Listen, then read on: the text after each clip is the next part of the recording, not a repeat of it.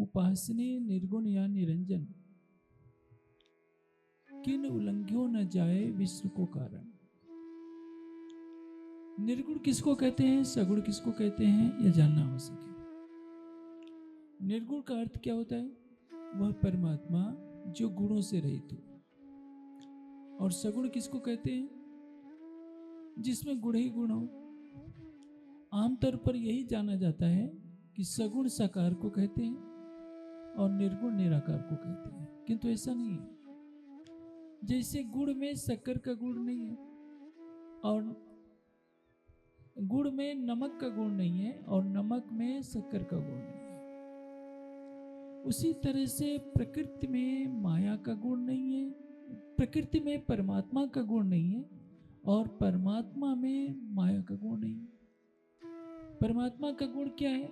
सतचित और आनंद। और माया का गुण क्या है? असत, जड़ और दुख, सत्व, रज या तम। परमात्मा क्या है? त्रिगुणातीत है, सत्व, रज, तम से परे। और माया क्या है? सतोगुणी, रजोगुणी, तमोगुणी, तीनों का मेल है माया का रथ।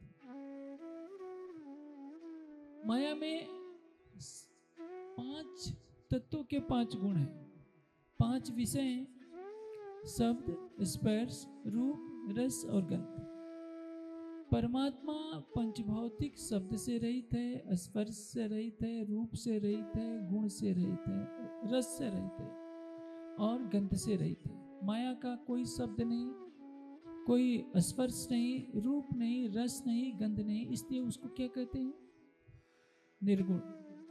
क्योंकि उसमें माया का गुण नहीं है, न तो सत्व, रज, तम है, न असत, जड़ और दुख है। सत्व, रज, तम के स्थान पर क्या है? वो सतचित और आनंदमय।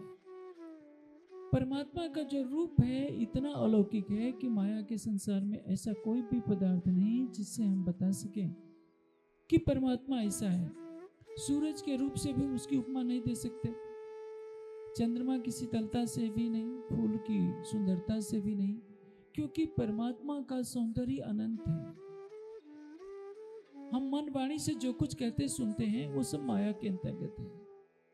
तुलसीदास जी ने रामचरितमानस में कहा है, गो गोचर जहलक जाई सो सब माया जानो भाई। इंद्रियों की पहुंच जहां तक है, मन की पहुंच जहां तक है, वो सब कुछ क्या है? माया ही माया है। और परमात्मा क्या है? माया से परे।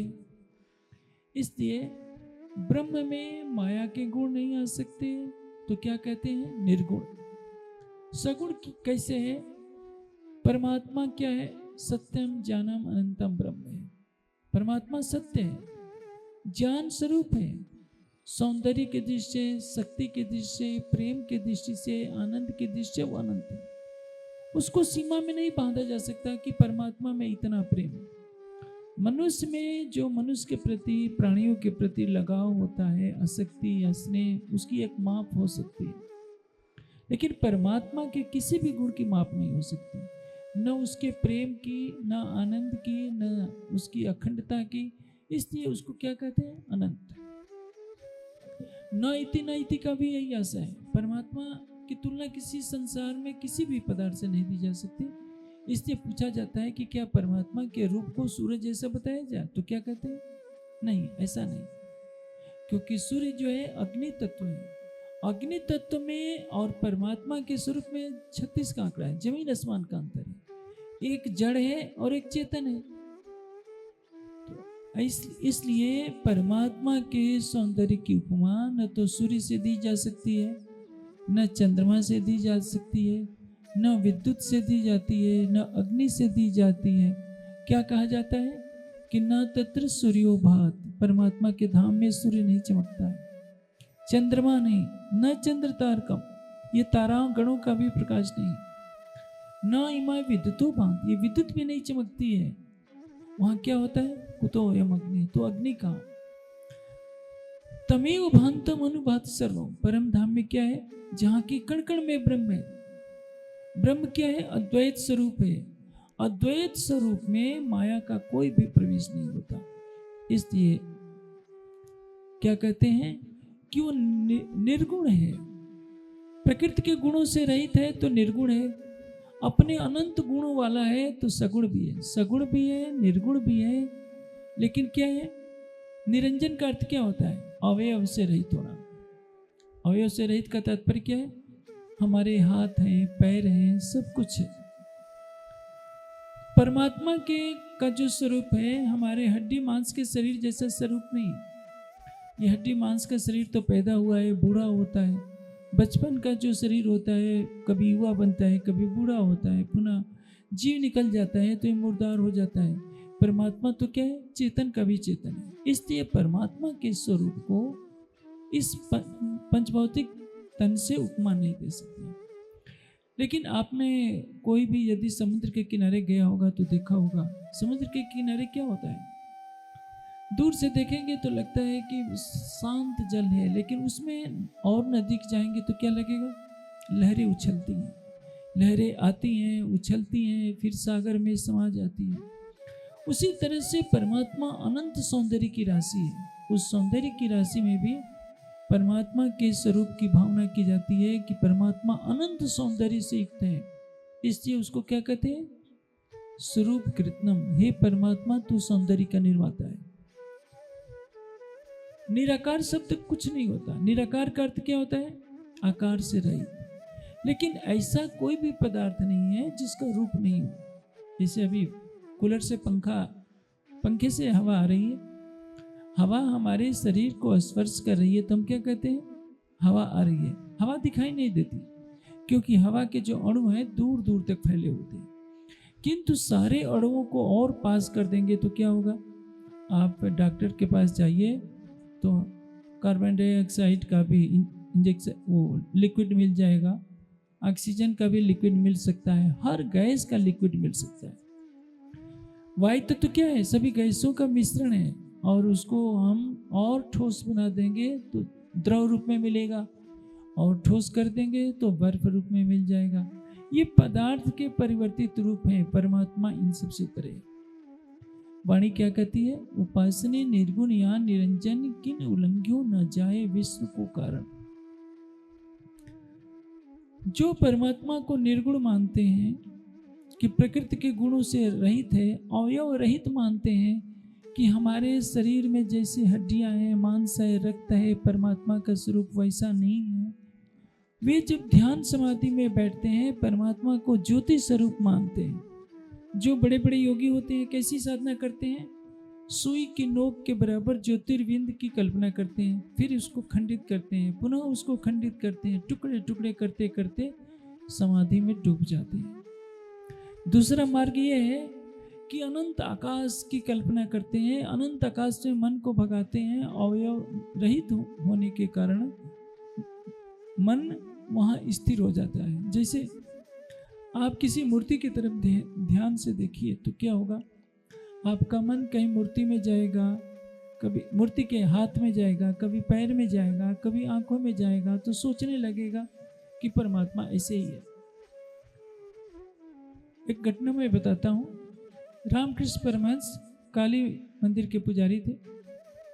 उनके गुरु तोतापुरी जी थे, वो वेदांती थे। तोतापुरी जी ने कहा कि देखो ये त्रिकुटी है। त्रिकुटी किसको कहते हैं? इसको त्रिकुटी कहते हैं, इसको भ्रिकुटी कहते हैं। कलयुग में यहाँ कभी भी ध्यान नहीं करना चाहिए, नहीं तो पागल होने की संभावना ज्यादा रहती है। त्रिकुटी में मन को एकाग्र करेंगे तो क्या होगा? ओम की ध्वनि सुनाई पड़ती है, ज्योति स्वरूप का दर्शन होता है। संयम करना किसको कहते हैं? मन को धारणा, ध्यान, समाधि से गुजारना। तीनों प्रक्रियाएं जब एक जगह मिलेगी तो इसको क्या कहते हैं? संयम करना। संयम की प्रक्रिया एक ही है, लेकिन स्थान बदलते जाएंगे तो अनुभव अलग अलग होता जाएगा। जैसे कोई व्यक्ति बाहर से आएगा, दरवाजे के पास देखेगा तो कुछ और दिखेगा, मध्य में जो कक्ष बना है उसमें देखेगा तो कुछ और दिखेगा, मेरे नीचे इधर दिखेगा तो बहनें दिखेगी, श्रोतागण भाई बंधु दिखेंगे, मंच पर देखेगा तो मैं दिखूंगा। देखने वाला एक है, दृष्टि भी वही है, स्थान भेद से। आपकी सुरता यदि प्रकृति मंडल में है तो प्रकृति का दृश्य दिखाई देगा। आपकी सुरता यदि प्रकृति से परे चेतन धाम में है तो चेतन धाम का दृश्य दिखाई देगा। होता क्या है, ध्यान तो बहुतेरा करते हैं, करोड़ों लोग ध्यान करने बैठते हैं, किंतु करोड़ों को परमात्मा का दर्शन नहीं होता। कारण क्या है? क्योंकि उनके ध्यान की जो प्रक्रिया है, किसको देखना है यही निर्णय नहीं कर पाते। जैसे योग दर्शन का एक सूत्र है, मूर्धा ज्योति सिद्ध दर्शनम। मूर्धा ज्योति में, मूर्धा की ज्योति में संयम करेंगे तो सिद्ध पुरुषों का दर्शन होगा। आप संकल्प करके राधा कृष्ण का दर्शन करना चाहें, मिल जाएगा। भगवान शिव का दर्शन करना चाहें, उनका भी दर्शन हो जाएगा। मर्यादा पुरुषोत्तम राम का भी दर्शन करना चाहें, उनका भी दर्शन हो जाएगा। हनुमान जी का भी दर्शन हो जाएगा। संयम करना है तो, लेकिन हनुमान जी का दर्शन महापुरुष का दर्शन है, देव पुरुष का दर्शन है, परमात्मा का तो दर्शन नहीं है, क्योंकि परमात्मा तो सबसे परे है। हनुमान जी भी ध्यान करते हैं, शंकर जी भी ध्यान करते हैं, गणेश जी भी ध्यान करते हैं, भगवान राम भी ध्यान करते हैं। आशय क्या है? पर जिसका ध्यान ब्रह्मा विष्णु शिव रुद्र सभी करते हैं। यम ब्रह्मा वरुण इंद्र रुद्र मरुतो स्तवन्ति वे स्तवै। ब्रह्मा वरुण इंद्र रुद्र मरुत सभी जिस सच्चिदानंद परमात्मा का ध्यान करते हैं। वेदै सांग पद क्रम उपनिषदय गायन्ति यम सामगा। सामवेद के मंत्रों के द्वारा जिसका गायन होता है। ध्यानावस्थित तद्गति मनसा पश्यन्ति यम योगी। योगी लोग ध्यान में जिसको देखते हैं। यस्यांतम न विदुः सुर असुर गणा। देवता और असुर भी जिसका आदि और अंत नहीं जानते, उस परमात्मा को प्रणाम है। जीवन का सर्वोपरि लक्ष्य होना चाहिए क्या? हम परमात्मा को प्राप्त करें। लेकिन आज संसार में चमत्कार की पूजा होती है। लोग चमत्कार किसी का देख लेते हैं तो सोचते हैं कि इन्होंने परमात्मा को देख लिया है, परमात्मा को जान लिया है। देखिए वाणी क्या कहती है, आगम भाखो मन की परखो सूझे 14 भवन। मृतक को जीवित करो पर घर की न होवे गम। आगम भाखो, भविष्य की बातें जान लेना, ये कोई कठिन बात नहीं है। अब देखिए अधिकतर बुक स्टॉलों पर आजकल नोस्ट्राडामस की बातें, नोस्ट्राडामस की किताब चलती है कि आज से 400 वर्ष पहले उन्होंने कहा था कि ऐसा होगा ऐसा होगा। ये कोई बड़ी बात नहीं है। आपकी भी सुषुम्ना प्रवाहित हो जाएगी तो आप भी त्रिकालदर्शी हो जाएंगे। लेकिन इसे मिलेगा क्या? इसे परमात्मा नहीं मिल सकता। आप भविष्य की बातें बता देंगे तो जानते हैं इससे नुकसान क्या होगा। किसी के घर चोरी होगी, वो आपसे आएगा पूछने कि बताइए मेरे घर चोरी हो गई है, कहाँ सामान है। आप बताते हैं तो आपका दुश्मन कौन होगा? चोर। नहीं बताते हैं तो जो पूछने वाला है वो आपका दुश्मन होगा। ऐसी सिद्धि से क्या लेना देना। तो जो भी ये सिद्धियां हैं ये मात्र चमत्कार है। मनुष्य अपनी शक्ति को कहाँ लगाए और क्या करे। जैसे अभी धूप फैली हुई है, ये धूप हमारे किसी काम की नहीं लगती। इस धूप से हम परेशान होते हैं। देखिए यहाँ भी अभी टेंट लगा रखा है क्योंकि धूप से बचे। लेकिन इसी धूप को हम एक जगह एकत्रित कर दें तो जानते हैं क्या होता है।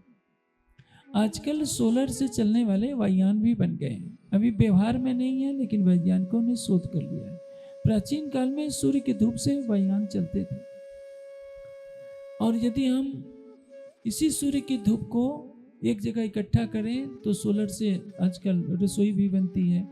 माउंट आबू में सोलर से चलने वाला चूल्हा है जिसमें 10,000 से ज़्यादा लोगों का भोजन एक बार में पक जाता है, और दूसरी जगह वही सूर्य की धूप बेकार हो जाती है।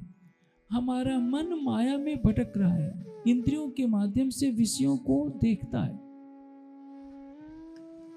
हम बाजार में चले जाते हैं, कभी पकोड़े खा लिए, कभी मिठाई खा लिए, कभी कोई अच्छी चीज खरीद कर पहन लिया। थोड़ी देर के लिए हमें खुशी होती है। हम पूरे बाजार में घूमते घूमते हम थक जाते हैं संसार की वस्तुओं के पीछे पीछे।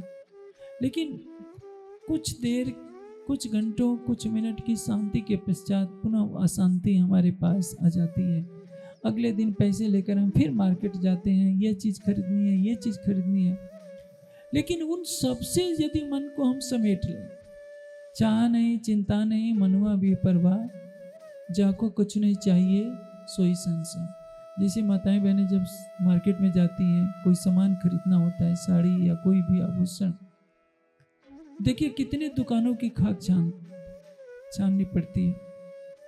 यदि उस मन को हम एक लक्ष्य पर लगा दें कि हमें परमात्मा को पाना है, वह मन संसार से सिमट जाए, अपनी आत्मा में केंद्रित हो जाए, तो क्या होगा? आत्मा के अंदर जो अंतर्यामी परमात्मा है वह प्राप्त हो जाता है। मन को एकाग्र करना ही तो जीवन का सबसे बड़ा पुरुषार्थ है। जो मन बाहर भटक रहा है उसको परमात्मा की ओर केंद्रित करना ही क्या है? वही योग है। इधर से हटाना। साईं बुल्ले साहब एक बार प्याज खेत में बो रहे थे। कोई जिज्ञासु उनके पास आया, कहा कि साईं रब दा की बना, परमात्मा को कैसे पाया जाता है? उन्होंने कहा कि तुझे दिखाई नहीं दे रहा है, मैं उधर से प्याज के पौधे उखाड़ रहा हूँ, इधर लगा रहा हूँ।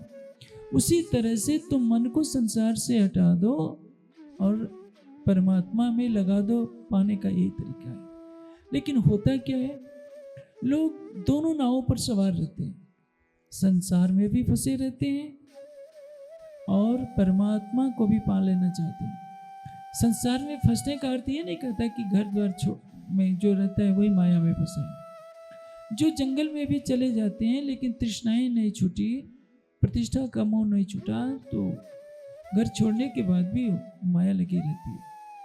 घर में रहकर भी यदि कोई ध्यान में बैठे, जैसे श्यामाचरण लाहिड़ी महाशय बहुत बड़े योगी थे, गृहस्थी में रहते थे, लेकिन उनके बारे में एक संत महापुरुष ने कहा था कि ये गृहस्थी में रहकर भी उस स्थान तक पहुंचे हैं जहां तक पहुंचने के लिए एक विरक्त को अपनी लंगोटी तक उतार देनी पड़ती है। जो शरीर से परे हो जाता है वही उस अवस्था तक पहुंचेगा जिस अवस्था में लाहिड़ी महाशय पहुंचे। मेरे कहने का से क्या है, आपके मन की सुरता यदि एकाग्र हो गई, जैसे शरीर में कौन सी नाड़ी है, कहाँ है, जिसको सूक्ष्मदर्शी से भी नहीं देखा जा सकता, आप नाभि चक्र में संयम कीजिए, आपको सारे शरीर की नाड़ियों का पता चलेगा। संसार में इस गैलेक्सी के अंदर कौन सा तारा कहाँ पर है जिसको वैज्ञानिक में नहीं जानते। सूर्य संयमात भुवन जानम, सूर्य में संयम करने से पूरे ब्रह्मांड का, सारी सृष्टि का दर्शन कर सकता है योगी। योग में इतनी सामर्थ्य होती है जिसको बड़े से बड़े दूरदर्शक यंत्र से नहीं देखा जा सकता। वो आंखों को बंद करके सूर्य में संयम करने से योगी सारी सृष्टि का ज्ञाता बन सकता है। लेकिन वही मन की एकाग्रता परम गुहा में हो जाए तो परमात्मा का दर्शन हो जाता है। मैंने आपको दृष्टांत देकर बताया, मन को कि गेट के बाहर देखेंगे कुछ और दिखेगा, मंच पर देखेंगे कुछ और दिखेगा, नीचे देखेंगे कुछ और दिखेगा। इसी तरह से परमात्मा कहाँ है, परमात्मा कैसा है, जब तक यह बोध नहीं होता तब तक ध्यान साधना करते रहिए, आपको सिद्धि विभूतियाँ मिलती रहेंगी, दुनिया आपकी पूजा करती रहेगी, आपको योगीराज कहती रहेगी, ब्रह्म ज्ञानी कहती रहेगी, लेकिन आपको परमात्मा का दर्शन नहीं हो पाएगा। मैं अभी कह रहा था, आगम भाखो मन की परखो। मन की बात जानने के लिए क्या करना चाहिए? आपको ये नहीं करना है, क्योंकि जानते हैं ये करेंगे तो क्या होगा, आपके पास भीड़ लगनी शुरू हो जाएगी। और ये भीड़ लगना भी एक बहुत बड़ी माया है। संसार को केवल स्वार्थ चाहिए, आपसे कुछ नहीं लेना देना। एक बार एक महात्मा जी ने बहुत बड़ी तपस्या की भगवान शंकर की। एक मैं घटना सुनाता हूँ, उससे समझ आ जाएगी। उन्होंने तपस्या की, भगवान शिव प्रसन्न हुए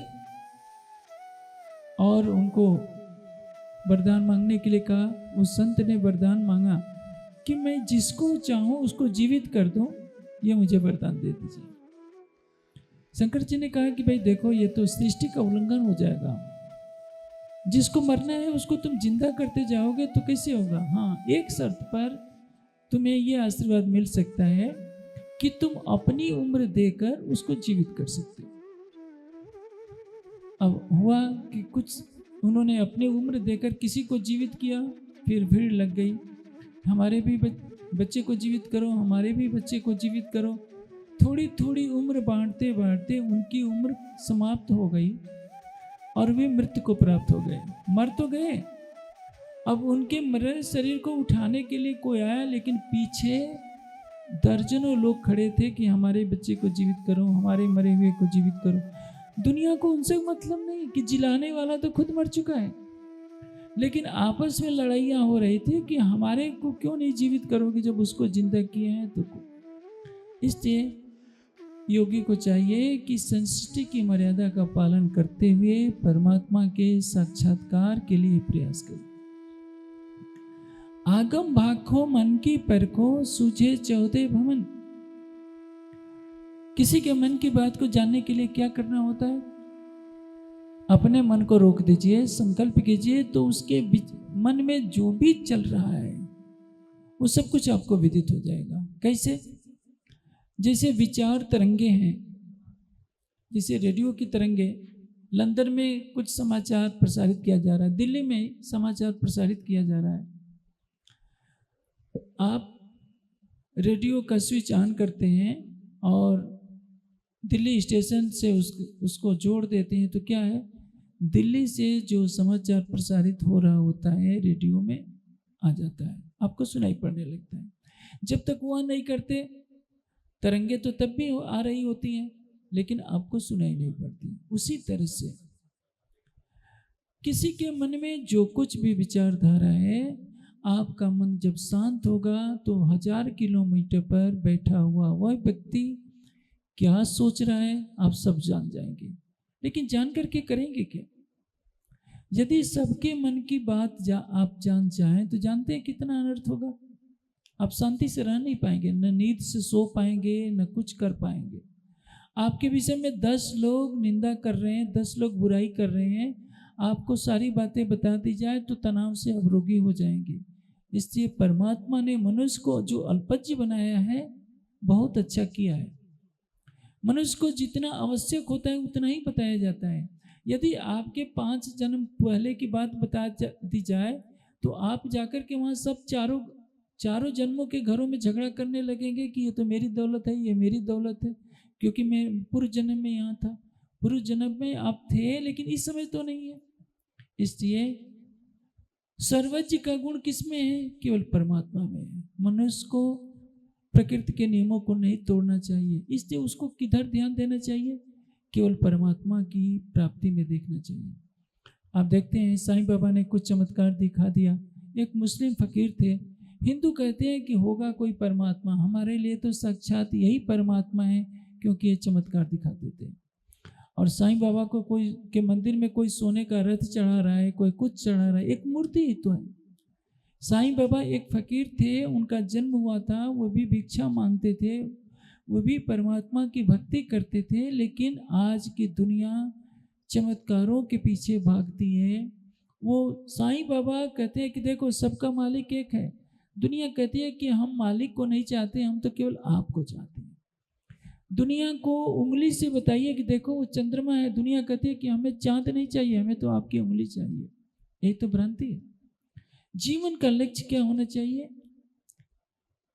प्रतिष्ठा में भागने से कुछ नहीं होगा, सिद्धियों में कुछ नहीं होगा। क्या करना होगा?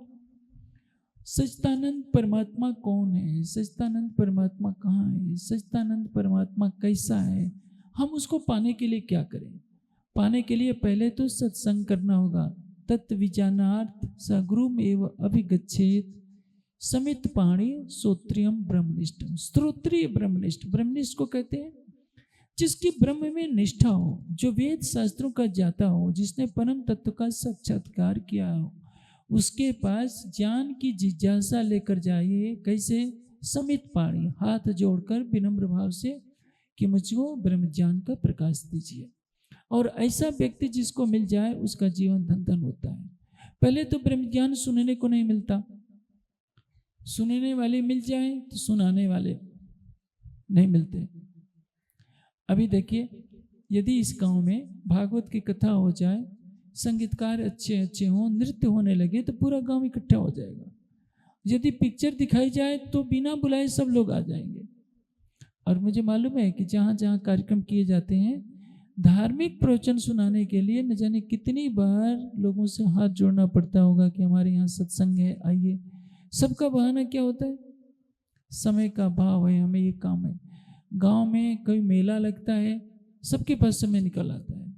नृत्य संगीत में जाने के लिए सबके पास समय होता है, क्योंकि मनुष्य की इंद्रियां बहिर्मुखी होती है, बाहर की तरफ भागती है।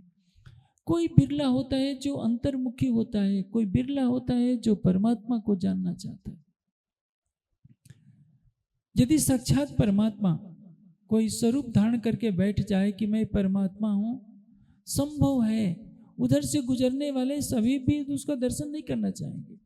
दर्शन भी तब करना चाहेंगे जब बदले में कुछ मिल जाए। राजा बना दे परमात्मा, राष्ट्रपति बना दे, प्रधानमंत्री बना दे, धन संपदा दे दे, परमात्मा को पाने के लिए सारी दुनिया कभी भी उनके पास नहीं जाएगी।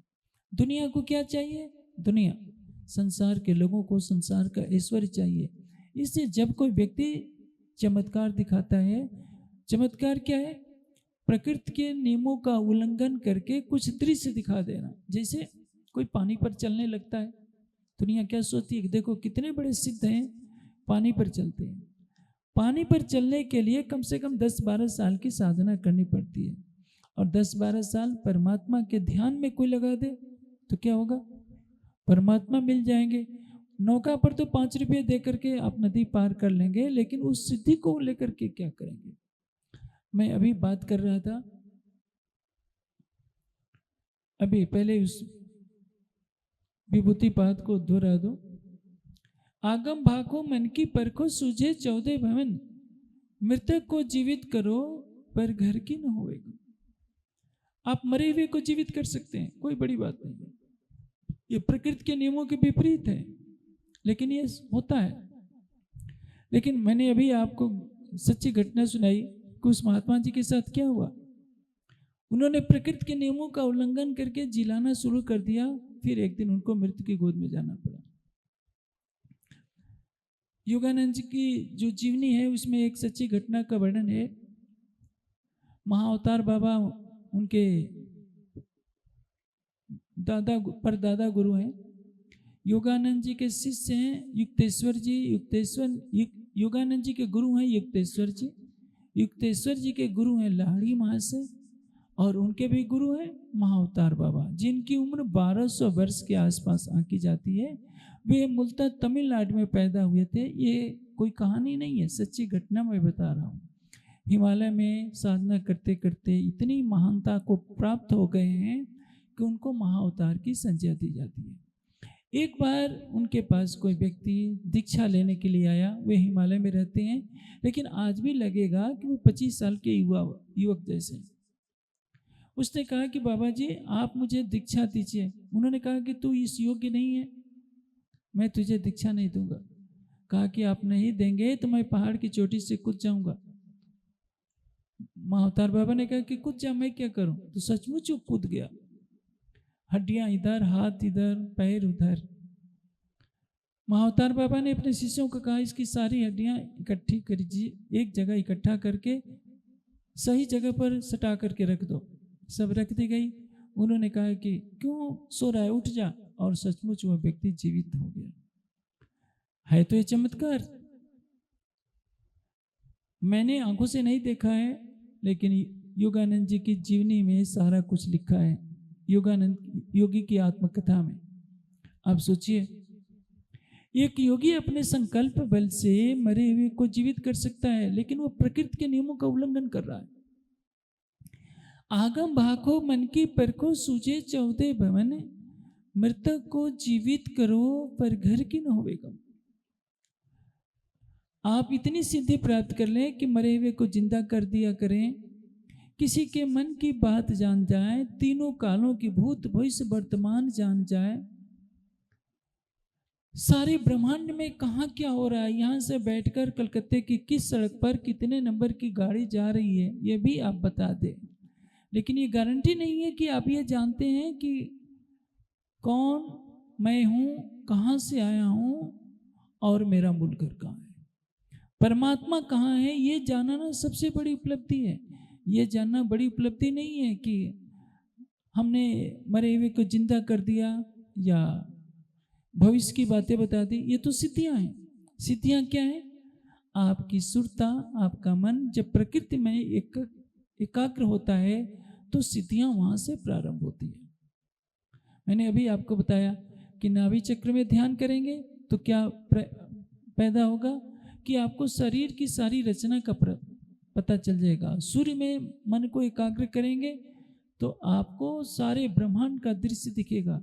लेकिन जब तक आपको परम गुहा का ज्ञान नहीं होगा, जब तक आप अपनी आत्मा में प्रवेश नहीं करेंगे, तब तक आपको परमात्मा का साक्षात्कार नहीं हो सकता। आप करोड़ों साल तक हिमालय की गुफा में बैठे रहिए, सिद्धियां आती जाएंगी, सिद्धियां चली जाएंगी, लेकिन आपको परमात्मा का साक्षात्कार नहीं हो सकता है। परमात्मा का साक्षात्कार कब होगा? जब परम गुहा में आपका मन प्रवेश करेगा। अन्यथा क्या होता है? तारतम वाणी कहती है, उपासने निर्गुण या निरंजन की उल्लंघ्यो न जाए विष्णु को कारण। विष्णु कौन है? अक्षर ब्रह्म का मन जब प्रकृति में प्रवेश करता है तो नारायण का रूप लेता है। इसलिए उनका कारण स्वरूप क्या है? मोह सागर। मोह सागर में आदि नारायण का प्रकटन होता है, महाविष्णु का प्रकटन होता है, इसलिए उसको कारण कहते हैं। वही महाशून्य है। सारी दुनिया के बड़े बड़े योगी उसी महाशून्य में जाकर के विलीन हो जाते हैं। आगे बहुत दौड़े तो शून्य तोड़ी, आड़ी पड़ी निराकार। ये निराकार महामाया क्या है? इसी निराकार कारण प्रकृति से ये कार्य रूप जगत दिख रहा है। ये देखिए, जो ये सूरज दहक रहा है, इसमें आपकी पृथ्वी से 13 लाख गुना बड़ा है। और आपकी पृथ्वी कितनी बड़ी है? आप कार से लेकर परिक्रमा कीजिए तो भी नहीं कर पाएंगे, क्योंकि समुद्र को आप कैसे लांघेंगे? समुद्र को आर पार करने के लिए तो नौका की जो ये जहाज की जरूरत पड़ेगी। आप अंतरिक्ष यान से पृथ्वी की परिक्रमा कर सकते हैं, लेकिन कितनी तेज गति से चलना पड़ेगा। ऐसी ऐसी 13 लाख पृथ्वियां सूर्य में समा जाए, इतना बड़ा सूर्य है। और इस सूर्य जैसे इतने बड़े बड़े तारे हैं कि करोड़ों सूर्य उसमें समा जाए। और ये सारे सूर्य समुद्र में एक पानी के बुलबुले जैसे हैं। उसी तरह से निराकार में ये सारी सृष्टि समा जाती है। और एक दिन ऐसा होता है कि निराकार भी नहीं रहता। निराकार जो महाशून्य है, जो कारण प्रकृति है, वह भी नहीं रहता। इसलिए यदि कोई व्यक्ति शुद्ध हृदय से ध्यान भी करता है, लेकिन यदि बोध नहीं हुआ कि परमात्मा कौन है, परमात्मा कहाँ है, परमात्मा कैसा है, तो उसकी सारी साधना व्यर्थ हो जाती है। जैसे आप आंखों पर पट्टी बांध लीजिए, आम का फल गिरा, आम का फल खूब लदा हुआ है, एक टोकरा पत्थर भी इकट्ठा कर लीजिए और आंखों पर पट्टी बांधकर दिन भर उस पत्थरों के टुकड़ों को आम के पेड़ की तरफ चलाइए। हो सकता है कभी कभी आपके पत्थर के प्रहार से कोई आम गिर जाए, अन्यथा गिरेगा नहीं, क्योंकि आपका निशाना चूकता रहेगा। आपके हृदय में परमात्मा को पाने की चाहत है तो पहले ज्ञान चाहिए। ज्ञान ही तो मार्ग दर्शाता है। यदि ज्ञान नहीं रहेगा तो आपका पुरुषार्थ व्यर्थ हो जाएगा। जैसे आप शालिग्राम, जिसकी वैष्णव लोग पूजा करते हैं, सामने रख लीजिए और कहिए कि आप ही परमात्मा है, आप ही परमात्मा है। तो शालिग्राम तो नदी में बहता हुआ पत्थर है, या कोई भी वस्तु जिसको मनुष्य ने बनाई है उसके भावों के अनुसार है। परमात्मा को किसी ने बनाया नहीं है। परमात्मा कैसा है? अनादि अनंतम महता ध्रुवम परम यत् निश्चय तत्मृत मुखात प्रमुच्यते। अनादि है, अनंत है, सचता अनंत है, अखंड स्वरूप वाला है, आदित्य वर्ण है, अनंत सूर्यों के समान प्रकाशमान है। किसी भी चित्रकार के द्वारा उसका चित्र नहीं बनाया जा सकता, क्योंकि वो सौंदर्य का अनंत सागर है। ऐसे सच्चिदानंद परमात्मा, जिसको कहते हैं अक्षरातीत, जिसको कहते हैं पूर्ण ब्रह्म, जिसको कहते हैं सत्य चित्त और आनंदमय। आजकल संसार में बहुत विवाद चला रहता है कि परमात्मा किसको माने। जो महापुरुष रूप देवता देखते हैं, भगवान राम को माने, हनुमान जी को माने, शिव को माने, गणेश को माने, श्री कृष्ण जी को माने, किसको माने। परमात्मा के तीन ही लक्षण हैं। पहला लक्षण क्या है? वह सत्य होना चाहिए। सत्य किसको कहते हैं? अनादि काल से जैसा था अनंत काल तक वैसा ही बना रहे, कोई परिवर्तन नहीं, न बने न बिगड़े, न वो बूढ़ा हो न मरे। और जो सत्य वस्तु होगी उसकी दूसरी विशेषता क्या है कि वो चेतन होना चाहिए। जड़ वस्तु कभी परमात्मा नहीं होती। परमात्मा क्या है? चेतना है। चेतना नाम एक रूपम भवताय यह करो। जो चेतनों का चेतन है, सभी प्राणियों का वासस्थल है, सर्वभूतांतरात्मा है, वो क्या है? पूर्ण चेतन। और तीसरा गुण क्या है? आनंद स्वरूप है। परमात्मा में कोई विकार नहीं आता, परमात्मा में अज्ञानता नहीं होती, परमात्मा कभी दुखी नहीं होता किसी भी कारण से। इसलिए उसको क्या कहते हैं? पूर्ण काम। पूर्णमदः पूर्णमिदं पूर्णात् पूर्णम् उदच्यते पूर्णस्य पूर्णम आदाय पूर्णम एव अवशिष्यते। अनंत में अनंत जोड़ेंगे तो क्या बचेगा? अनंत। अनंत में अनंत से गुणा कीजिए, भाग कीजिए, घटाइए, कुछ भी करेंगे अनंत ही बचेगा। इसलिए पूर्ण में पूर्ण जोड़िए, घटाइए, गुणा कीजिए, भाग कीजिए, कभी उसमें न्यूनता नहीं होती है। परमात्मा क्या है? अनंत आनंद का सागर है, अनंत प्रेम का सागर है। इसलिए परमात्मा को किसी से कोई अपेक्षा नहीं होती है। परमात्मा के नाम पर कोई चीज समर्पित करने को क्यों कही जाती है? हमें इस योग्य बनाया जाता है कि हम परमात्मा को समर्पित करने के मार्ग पर चल सके। परमात्मा को क्या चाहिए? केवल आपका हृदय चाहिए।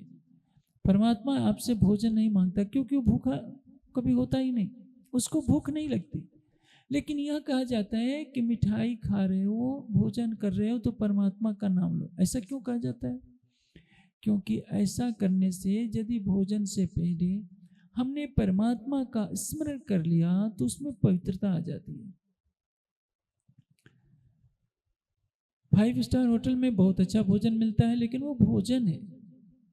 और परमात्मा को सूखी रोटी का भी भोग लगा दिया जाता है तो क्या कहते हैं? प्रसाद है। तो प्रसाद और भोजन में बहुत अंतर होता है। होटल में कितनी भी कोई वस्तु अच्छी होती है, उसमें वो पवित्रता नहीं आती जो परमात्मा को समर्पित करके खाने में आती है। इसलिए हर वस्तु भोजन करने से पहले यदि आप परमात्मा का नाम लेते हैं तो उसका पाचन पवित्र अच्छा होगा, आपके मन में शांति रहेगी।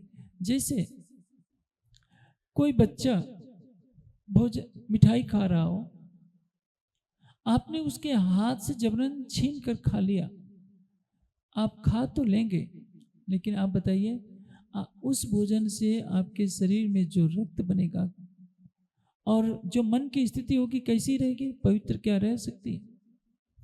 जब महाभारत का युद्ध हुआ, पांचों पांडव भीष्म पितामह के पास गए। भीष्म पितामह ने पांचों पांडवों को उपदेश दिया। जब उपदेश दे रहे थे तो द्रौपदी ने हंसते हुए कहा कि पितामह, जब मेरा चीरहरण हो रहा था तो उस समय आप मौन क्यों थे? आज तो आप बहुत धर्म की बातें कर रहे हैं। भीष्म पितामह ने कहा कि द्रौपदी, दुर्योधन का अन्न खाने से मेरी बुद्धि मलिन हो गई थी, इसलिए मैं बोल नहीं पाया था। अर्जुन के बाणों से मेरा वह रक्त निकल गया है और मेरी बुद्धि शुद्ध हो गई है, इसलिए मैं धर्म की बात आज कर रहा हूँ, उस समय कर नहीं पाया था। इसलिए भोजन करते समय परमात्मा का नाम लेने से भोजन में पवित्रता आती है, हमारे मन में पवित्रता आती है। हम दूसरे को कोई भोजन बांट कर करेंगे तो हमारा मन पवित्र होगा, लेकिन दूसरे के हाथ से निवाला छीन करके उसको रुला करके भोजन करेंगे तो हमारा मन कभी भी पवित्र नहीं होगा। तो ऐसा किसी को नहीं समझना चाहिए कि परमात्मा को किसी वस्त्र की आवश्यकता है, परमात्मा को भोजन की आवश्यकता है, परमात्मा को किसी छत की आवश्यकता है। वो तो सर्वाधार है। सारी सृष्टि को खिलाने वाला है, सबका रक्षक है। सारे संसार के प्राणी उसी की कृपा से भोजन पाते हैं, सब कुछ है। लेकिन ऐसा क्यों कहा जाता है कि सब कुछ परमात्मा को समर्पित करो? परमात्मा लेता कुछ नहीं है, हमारे अंदर के विकारों को दूर करता है। हम परमात्मा को समर्पित जब करने लगते हैं तो हमारे अंदर देने का भाव आता है, हमारे अंदर भक्ति आती है। और जब तक हम अपना हृदय परमात्मा को देते नहीं, तब तक हमें परमात्मा का साक्षात्कार नहीं हो सकता। क्योंकि योग दर्शन में क्या कहा गया है? समाधि सिद्धि ईश्वर प्रणिधाना। ईश्वर प्रणिधाना, परमात्मा पर सर्वस्व समर्पण। समर्पण का अर्थ क्या है? अपना अस्तित्व ना रहे। मैंने देखा है कितने लोगों को जब मंदिर में जाते हैं तो सिक्का फेंकते हैं, जैसे किसी भिखमंगे को फेंका जाता है, उसी तरह से मंदिर में भी फेंकते हैं। वो क्या सोचते हैं कि परमात्मा, हम परमात्मा के नाम पर 1 रुपये देते हैं, 5 रुपये देते हैं तो भिक्षा समझ करके देते हैं। हमारे पास हजारों रुपये होते हैं, मैं ये नहीं कहता कि 1000 रुपये दीजिए, लेकिन देने का एक ढंग होता है। 1 रुपया फेंकना और एक चढ़ाना, दोनों में अंतर होता है। आपके घर कोई अतिथि आता हो और उसको रूखे ढंग से बोलकर पानी पिलाएंगे और एक सम्मान और आदर पूर्वक पानी देंगे, दोनों में अंतर होता है। परमात्मा हमारे विकारों को दूर कर हमें प्रेम के मार्ग पर चलाना चाहता है। इसलिए नियम बनाए गए ऋषि मुनियों के द्वारा कि हमेशा परमात्मा का स्मरण करो। ये सृष्टि किसके आधार में स्थित है? उसी की कृपा से। शरीर किसकी कृपा से जीवित है? उसी की कृपा से। आपका अस्तित्व किसके आधार पर है? कि उसकी कृपा से। लेकिन ये मनुष्य ही नादानी करता है कि उस सर्वशक्तिमान परमात्मा की कृपा को भुलाए बैठा है। सोचता है कि मुझे कभी मरना ही नहीं पड़ेगा। वो ये नहीं सोचता कि मुझे बुढ़ा भी होना पड़ेगा। लोग बुढ़ापे से डरते हैं कि परमात्मा, दोष भी देते हैं कि परमात्मा ने मृत्यु क्यों बनाया, परमात्मा ने बूढ़ा होना क्यों बनाया, सदा जवान रहते अच्छा होता। लेकिन जानते हैं ये मृत्यु है जो बड़े से बड़े नास्तिक को भी भयभीत कर देती है। परमात्मा ने यदि मृत्यु नहीं बनाई होती तो शायद ये सारी दुनिया नास्तिक बन जाती, क्योंकि सबके पास समान ज्ञान तो नहीं है। ये तमोगुणी संसार है। तमोगुण की अधिकता में जब मनुष्य यौवन में होता है तो कहता है किसने देखा है परमात्मा, कहाँ है परमात्मा। लेकिन जब बूढ़ा होने लगता है, उसको लगता है कि मैं कुछ दिनों में मर जाऊंगा, तो सोचता है कि अब तक तो परमात्मा को नहीं माना, अब मान लो कुछ जीवन का कल्याण हो जाए। देखिए, प्राय सत्संगों में भीड़ किसकी होती है? प्राय बुजुर्ग माताएं आ जाती हैं, कुछ भाई लोग आ जाते हैं, युवा वर्ग भी आता है। लेकिन युवावस्था में एक मस्ती सी रहती है कि हम संसार का ये धन इकट्ठा कर लें, ये इकट्ठा कर लें। जो भी शक्ति युवावस्था में होती है, वृद्धावस्था में नहीं होती है। जब बुढ़ापा आ जाता है तब तो शरीर साथ नहीं देता। लेकिन जो बुढ़ापे में विवेक आता है कि हमें परमात्मा को प्राप्त करना चाहिए, वही विवेक युवावस्था में आ जाए तो ये मानव जीवन सफल हो जाए। इसलिए मनुष्य तन मिला क्यों है? केवल परमात्मा को पाने के लिए, संसार के सुखों के भोग के लिए नहीं। हमसे अच्छे फल फूल कौन खाता है? पशु पक्षी खा लेते हैं। पक्षियों को देखिए, खुले आकाश में उड़ते हैं। यहाँ जितने सब लोग धर्म प्रेमी सज्जन बैठे हैं, सभी लोग हवाई जहाज में यात्रा नहीं किए हैं, लेकिन छोटा सा पक्षी भी बिना कोई शुल्क दिए आकाश में उड़ता है। मछली जल में उड़ती है, जल में तैरती है। तोता अच्छे अच्छे फल खाता है।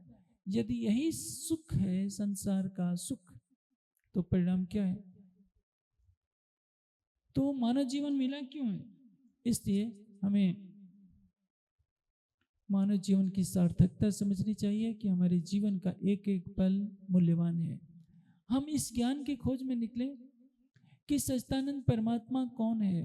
क्षर अक्षर से परे उत्तम पुरुष अक्षरातीत ही परमात्मा है, और उसी की सत्ता में हमारी पृथ्वी जैसे अनंत ब्रह्मांड है, अनंत लोक लोकांतर है।